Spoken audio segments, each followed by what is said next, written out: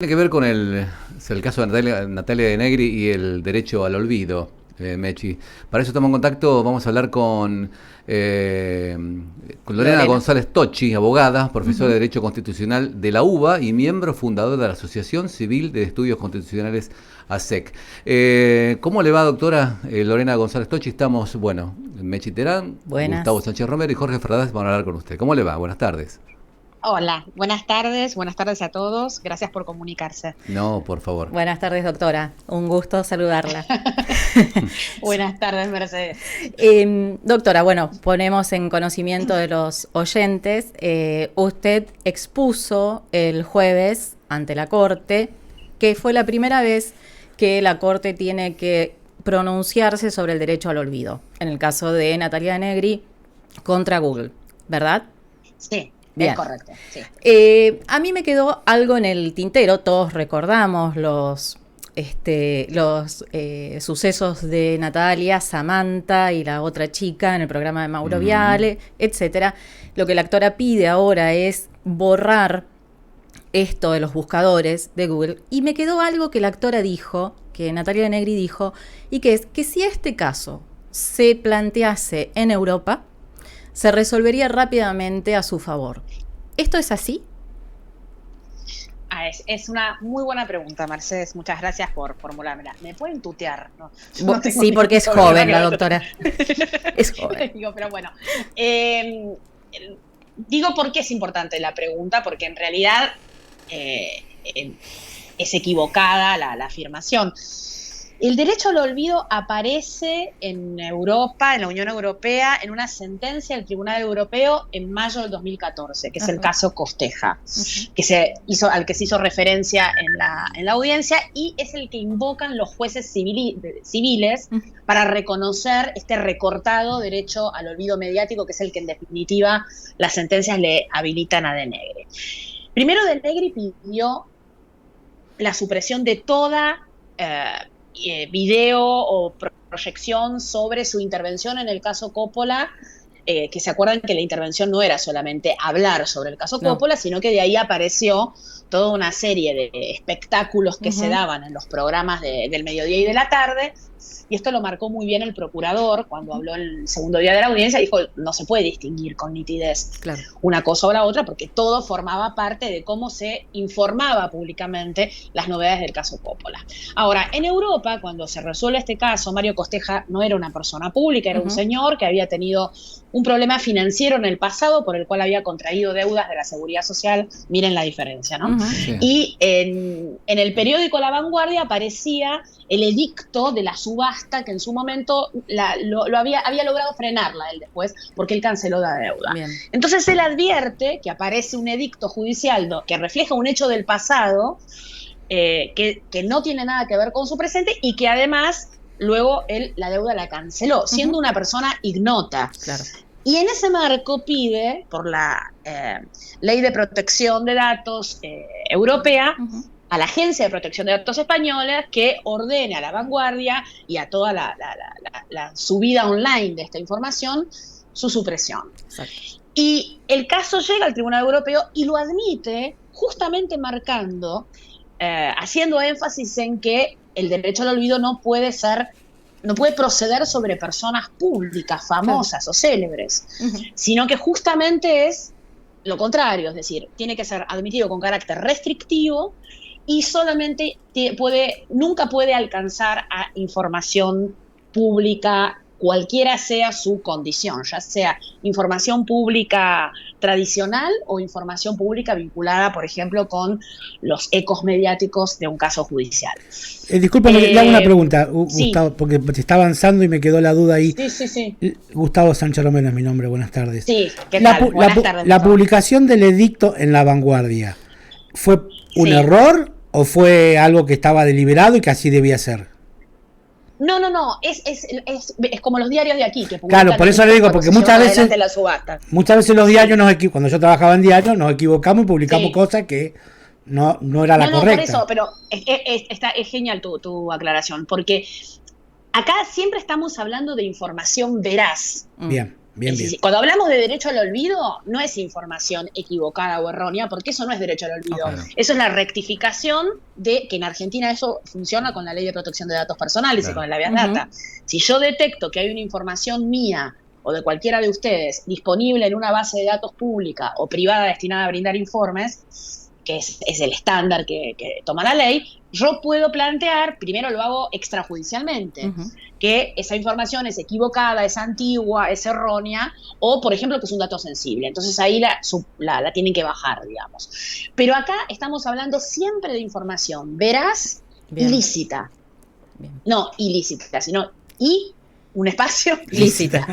Y esto, claro. Y esto, no, pero porque a veces se pegan las palabras. Sí, claro.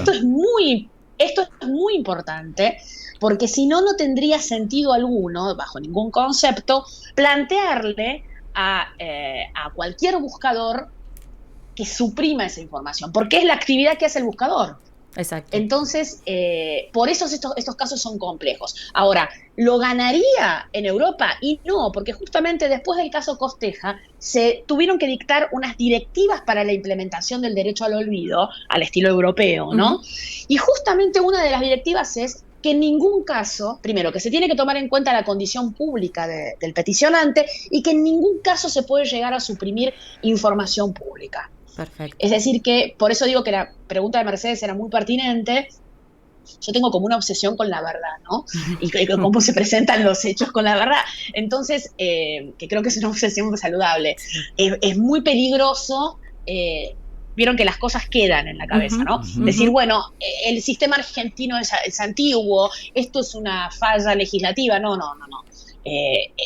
Ni siquiera en Europa este caso tendría andamiaje por las características del caso y por las características de la información que se pide suprimir. Lorena, evidentemente usted plantea el caso Costeja como un leading case en España, supongo que también en Europa.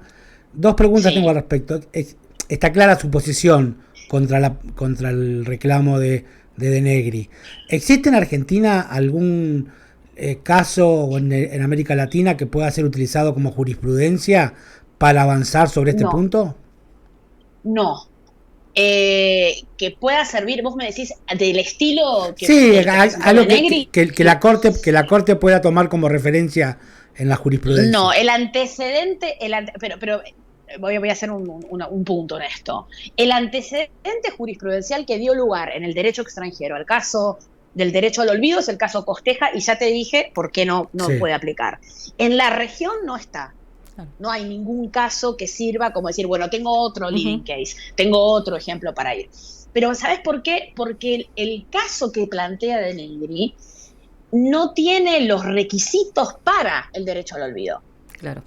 No es un caso para el derecho al olvido, porque lo que está pidiendo es, no quiero que aparezca que los buscadores me remitan a sitios donde aparezcan los videos de mi pasado mediático elegido. Exacto. Claro, es un pasado mediático elegido. Claro. Y esto es muy importante, perdón que me extienda, porque si yo abro un derecho, yo empecé a usar lo usé en la audiencia y después en una nota que publiqué empecé a usar derecho al olvido mediático, porque lo que se hizo en este caso, no del arranque, porque en el arranque no pide esto, en el arranque pide, no quiero registro del caso Coppola. Después las sentencias lo van recortando y en la audiencia se suben a lo que recortaron las sentencias, ¿no? Cuando los abogados tienen que presentar el caso, por decirlo de alguna manera. Pero lo que piden es, hay una parte mía que es verdadera, que es cierta, que ocurrió en el pasado y que hoy me incomoda. Claro. Bueno, las personas que son públicas tienen un recorte de su intimidad, justamente por ser público. Claro. Y solamente pueden limitar la información de acceso público si si acreditan que ahí hay una afectación a su honor. Claro. Y entonces ven que es un caso muy chiquitito. Lo que es decir, es muy estrecho lo que se puede admitir. Entonces tengo que decir cómo esto afecta a mi honor. Y es muy difícil acreditar que algo del pasado afecta al honor cuando vos te pusiste en ese lugar. Exacto. Y seguiste exponiéndote públicamente. Claro, sería como diseñar un cosa- pasado a medida, claro. a Piacere. Exacto. Imaginen 5 minutos dejar esto abierto Claro. para los políticos. Claro, para Claro. Vudú, por ejemplo. 5 minutos. Claro. Que Vudú diga, yo nunca me quedé con nada. Claro, Exactamente. Y eso a mí me mortifica y mortifica a mis hijos. Claro. exacto. Claro, sí. Lorena, y tampoco podría incidir que ella haya sido menor en ese momento del... Bueno, esa es otra pregunta excelente. Los entrevistados dicen eso cuando saben la respuesta. Ella sabe mucho, Mirá ella que sabe yo- mucho. La mirá- vamos a vender. Mirá que yo no soy de... No creo que sea tan buena soy la de pregunta elogio como su difícil. respuesta. No, es muy bueno. No, pero no, yo soy de elogio difícil, ¿eh? Pero no, en serio, es una pregunta excelente. Es una pregunta excelente en este sentido. Porque no sé si ustedes notaron, seguramente lo han notado, que esos son los argumentos que Sí. aparecieron para Sí. tratar de refutar el caso. Hay dos. Lo nombro, pero después si me preguntan sobre esto hablo. Primero, que es un caso de violencia mediática. Sí. La violencia mediática, el argumento de la violencia mediática apareció ahora, no está en todo el caso. Bien. Nunca se alegó que haya violencia mediática. Esto técnicamente es dificultoso porque vos vas a pedir algo, lo digo del lenguaje llano, Ujú. a un tribunal y lo que pedís es el marco sobre lo que te van a resolver. Vos no podés ir, se parece al derecho al olvido, pero al revés. Claro. No puedo ir armando lo que pido en función de lo que me conviene. Ujú. Porque hay Ujú. reglas procesales que hay que cumplir. Y otro de los argumentos que apareció es, bueno, era menor de edad. Bueno, era menor de edad, sí. El caso Coppola irrumpió el 9 de octubre del año 1996. Y Natalia de Negri nació, esto es información pública, el 17 de marzo el 18 de marzo de 1976. Es decir, que tenía 20 años y varios meses, es decir, casi 21 años. Digo que la mayoría de edad, aclaro, en ese momento, la mayoría de edad para ciertos actos civiles se adquiría a los 21 años, y acuérdense que en el régimen anterior muchos de los actos de la vida civil y que podían generar responsabilidad los podíamos adquirir a los 18 años, ¿no? Exacto. Claro. Entonces, si bien técnicamente es verdad, era menor, yo puedo interpretar en forma literal el límite de edad. Puedo decir, sí, es menor. Ujú. Y es menor me remite a decir, bueno, si dio el consentimiento. Ujú. Todos los actos que nosotros llevamos adelante, seamos menores o mayores, tienen que ser evaluados en función de si hemos prestado nuestro consentimiento. Y el consentimiento tiene que ser, me pongo mi profesora 5 segundos, lo prometo, Sí. libre, no condicionado, tiene que ser un acto libre y no condicionado. Entonces yo tengo que demostrar, no solamente a través de decir sí presté consentimiento, sino a través de mi actitud o de mi conducta, si verdaderamente no fui obligada a hacer eso, no porque lo diga, sino porque se pruebe. Usted dice Y que si a través de mi- estaba muy cómoda en esa situación. Totalmente.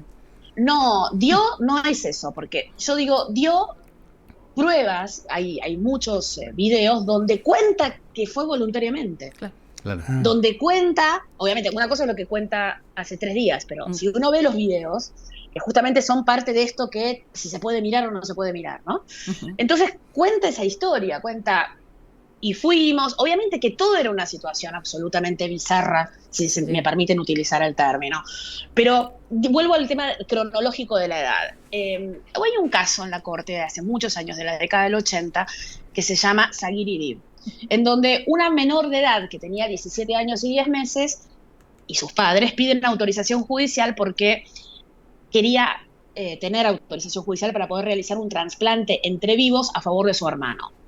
La ley de trasplantes establecía que el límite era la mayoría de edad, es decir, para esa ley la mayoría de edad era 18 años de edad. Y ella tenía, como les conté, 17 años y 10 meses. Y en ese caso la Corte evaluó no solamente que no tenía 18 años. Es cierto, si yo hago una interpretación literal, no tiene 18 años, por lo tanto no hay posibilidad de trasplante. Sino hechos que demostraban, en este caso eran pericias médicas y psicológicas, porque involucraba la vida, ¿no? Ni más ni menos, que lo que ella había decidido en términos de ir a pedir autorización, porque casi tenía la mayoría de edad, era un acto libre y voluntario y no condicionado. Es decir, que podía expresar su Sí, consentimiento. se entiende perfectamente Entonces, el concepto, claramente. exactamente. A ver, y Entonces yo creo que acá tenemos ese tema. Mm. Si bien es una muy buena, viste que era una buena pregunta. era mejor la respuesta, les puedo asegurar.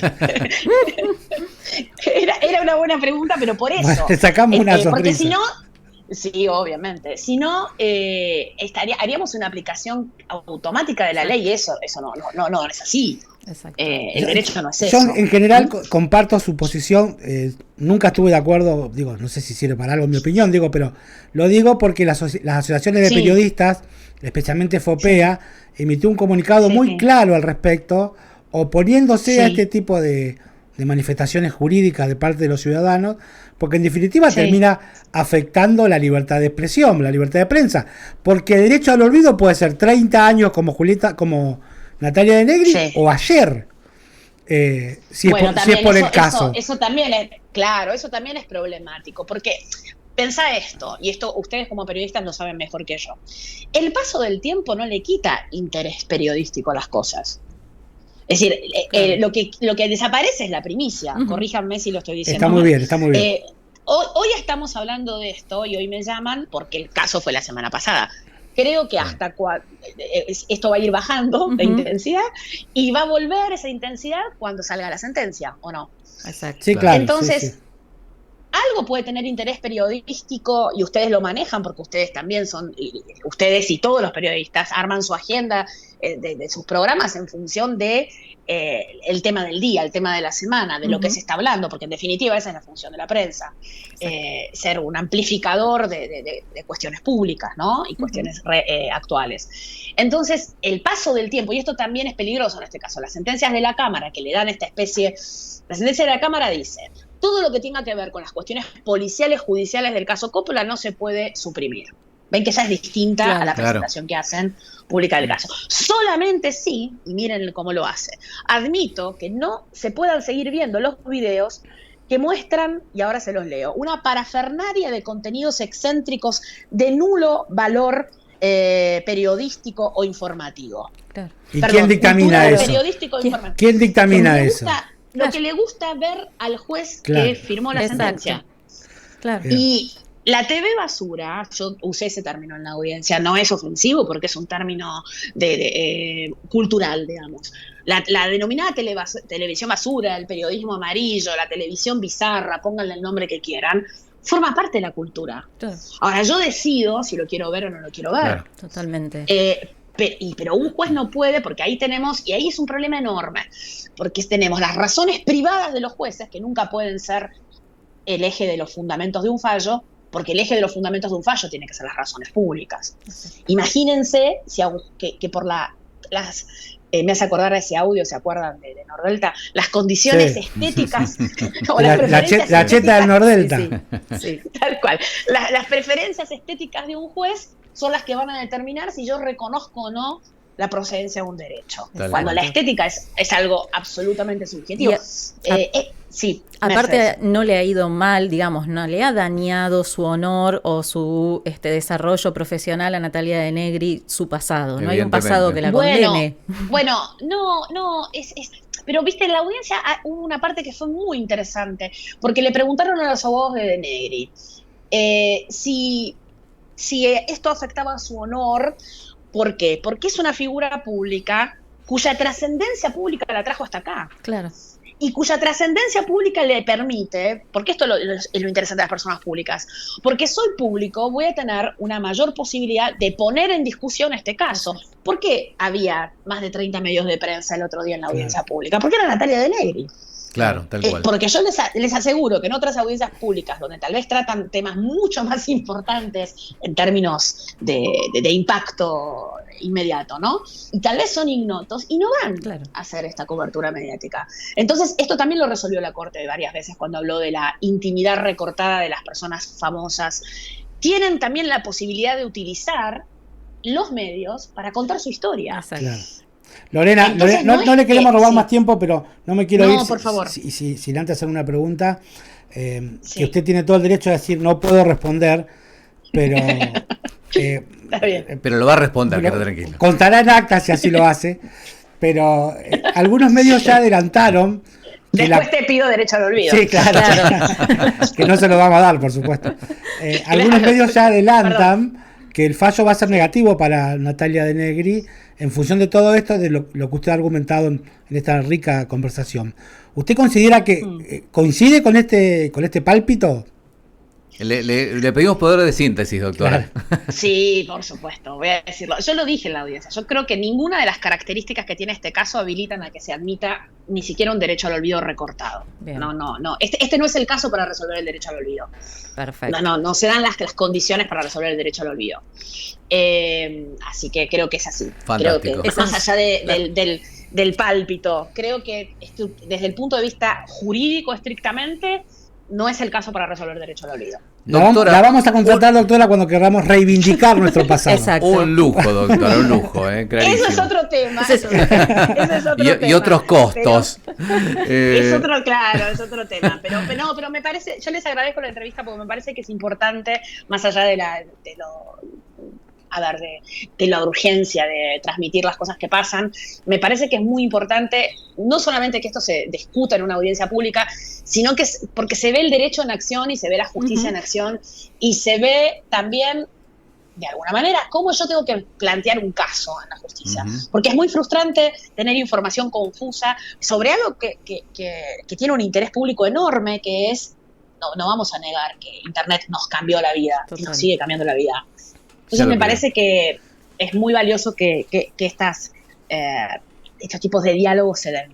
Buenísimo, doctora, muy amable, la verdad, por esta nota. Fue, la verdad, gracias. muy clara y nos desasnó un montón de cuestiones que, la verdad, que uno lo escuchaba en los medios y nunca escuché algo tan claro como esto. Así que un lujo. Gracias, doctora, que siga muy bien. Muchas gracias. Gracias. Muchas gracias y saludos a todos. Gracias, muy atenta.